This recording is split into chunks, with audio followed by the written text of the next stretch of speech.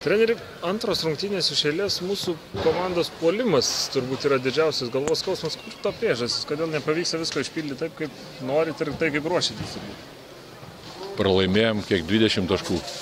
Žalionis savo normą sumestų, būtų ten apylygis žaidimas. Neužmirškim, kad iškrenta tokie žmonės, kur paskui mes patys už galvos griebėmės, ką reikės daryti. Ir kitas dalykas, puolimas turi būti toks komfortabilus. Žmonės turi pasitikėti, turi žinoti savo. Dabar mes vieną žmogų iš tos pozicijos stumėme į šitą vietą, kitas atėjęs naujas vėlgi skiriam į dvi pozicijas žaisti.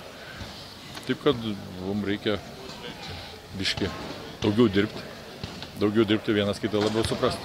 Kalbant apie tą darbą, turbūt vėlgi, kai pilnaverčių treniruočių nėra, kai yra vos 8 žaidėjai komandoje, ir jau turbūt 2 mėnesius komanda nežaidžia 5 prieš 5, turbūt irgi sunku, ne, kažką nulipdyti. Taip, pasitikiu, aš galvoju, kad jie yra profesionalų žaidėjai, bet tokius elementarės klaidas daro, kad man norisi griebti už galvos, kaip taip gali būti. O aš pateisinti ar pasakyti galiu taip, kad šitokius dalykus reikia daryti per treniruotės.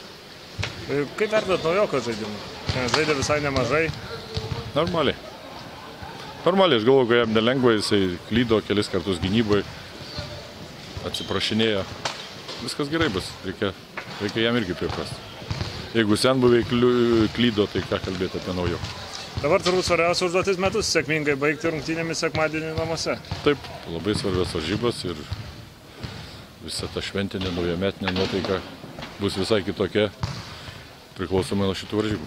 Treneri, gal porą žodžių fanams ir galiams, vis tiek šventės artėja. Ačiū už tos metus, už tą laiką, kur buvot kartu iki šitų naujų metų.